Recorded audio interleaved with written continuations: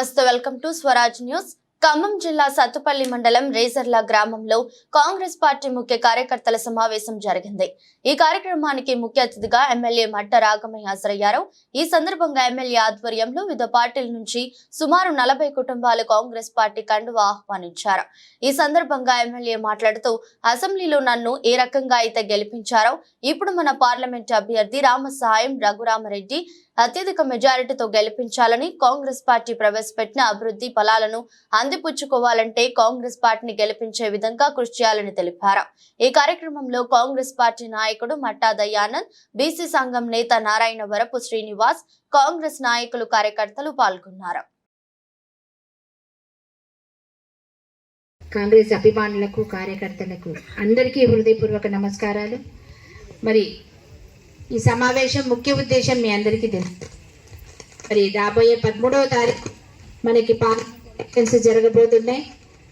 మరి మన అభ్యర్థిని కూడా ఇవాళ ప్రకటించడం, నామినేషన్ వేయడం జరిగింది. రామసహాయం రఘురామరెడ్డి గారు.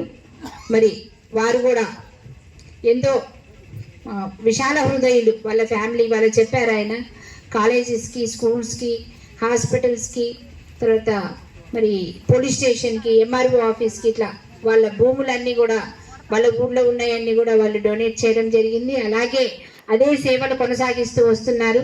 ఆయన ఒకటే మాట అన్నారు, మేము సంపాదించి చేసుకునేది ఏం లేదు, ఇక నుంచి నా జీవితం ప్రజలకు అంకితం చేయాలనుకుంటున్నాను.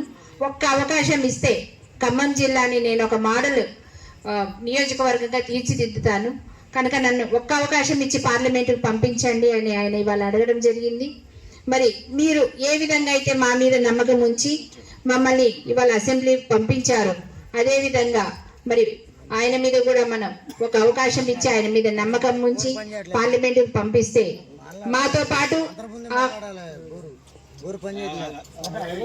పాటు మేము ఎలాగైతే సేవ చేస్తున్నామో, మేము మన ప్రజల సమస్యలని అసెంబ్లీలో మాట్లాడడానికి నేనున్నాను, అదేవిధంగా ఢిల్లీలో మాట్లాడడానికి ఒక వ్యక్తి ఉండాలి మన తరఫున, అది వారే అవుతారు. కనుక మీరందరూ దయచేసి సహకరించి ఒక ఓటు, మీరు అందరికీ ఉంటుంది ఒక ఓటే, అది విఘ్నతతో ఆలోచించి హస్తం గుర్తు మీద ఓటేసి అత్యధిక మెజార్టీ తోటి ఆయన గెలిపించి మరి సోనియా గాంధీ గారికి మన ఖమ్మం సీటుని కానుకగా ఇవ్వాలని మీ అందరికీ పేరు పేరున మనవి చేస్తున్నాను.